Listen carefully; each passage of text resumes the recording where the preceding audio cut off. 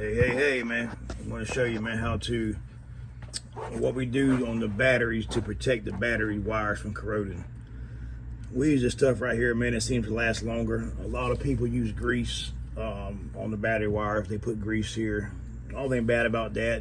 The grease does work, but as far as me, I hate it because whenever you go put batteries in, it's every damn where.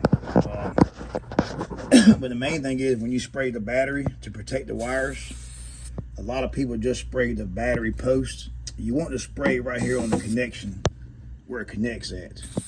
All right, make sure you coat that pretty good. Just like that there. Just coat the connection good. That's the main thing.